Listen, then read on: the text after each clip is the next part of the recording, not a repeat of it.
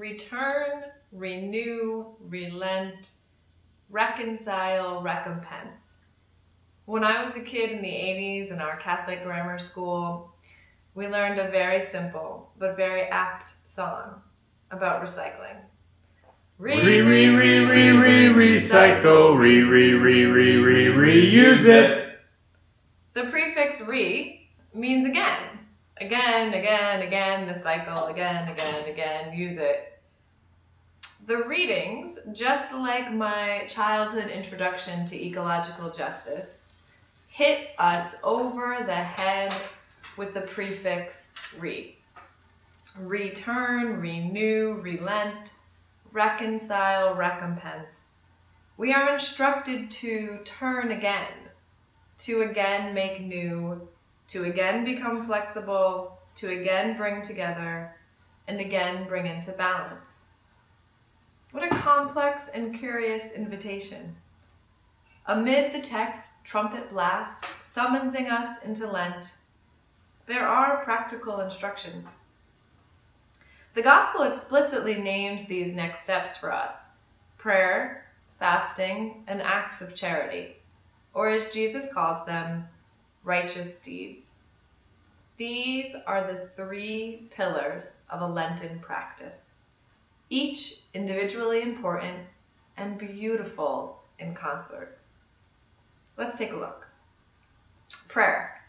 We are summoned to re-establish or reinvigorate our connection with God. Spend some time thinking about your prayer life, and then set a concrete, attainable plan for Lent. Think about 5 minutes of silence each day, or maybe revisit a devotion that used to be important to you. Fasting.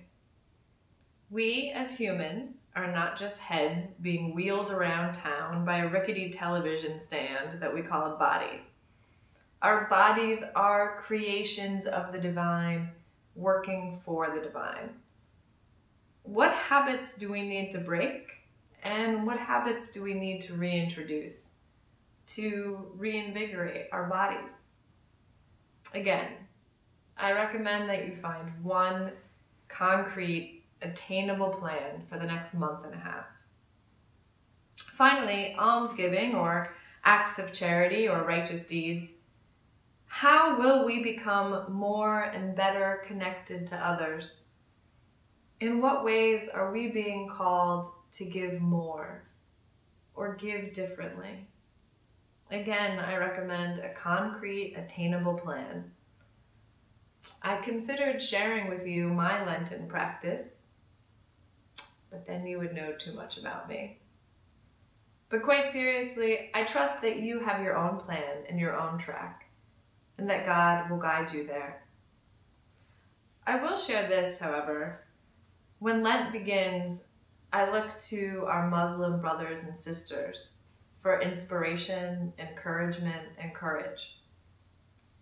During Ramadan, the difficult act of fasting all day is accompanied by abstention from falsehood in speech or action, and from arguing and fighting.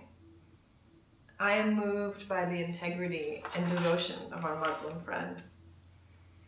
Jesus today speaks to us about integrity as we fast, pray, and perform righteous deeds. Take care not to perform righteous deeds in order that people may see them. When you pray, go into your inner room and close the door. When you fast, do not look gloomy. Wash your face so that you may not appear to be fasting. In other words, when you go to the bar and you order a margarita, just whisper to your colleague, "I'm on antibiotics." And when you send a check, don't ask for a thank you note or a tax-deductible letter.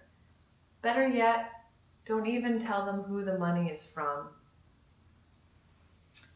I feel like our first reading in Joel says it the best, so beautifully. Rend your hearts and not your garments. Rend your hearts and not your garments. Break open your hearts, don't put on a show. We are called to deep interior work, not to simulate or pretend that we are devout.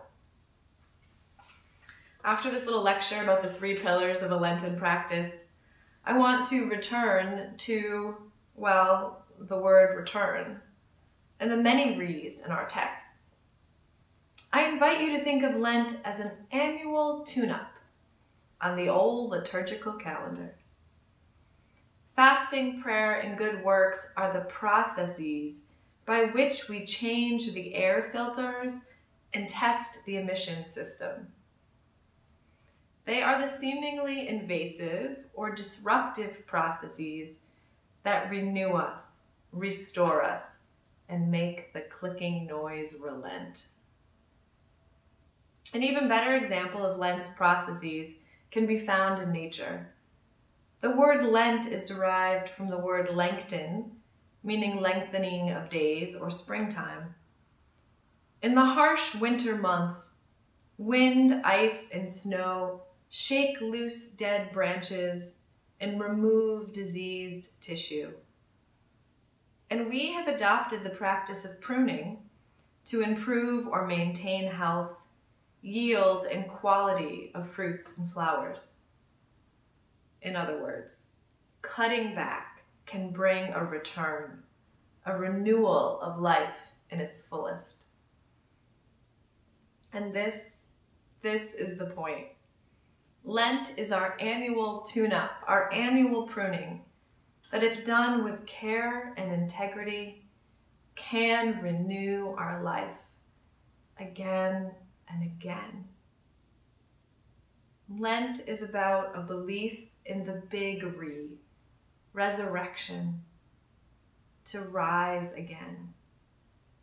No one tunes or prunes with the belief that it's all in vain.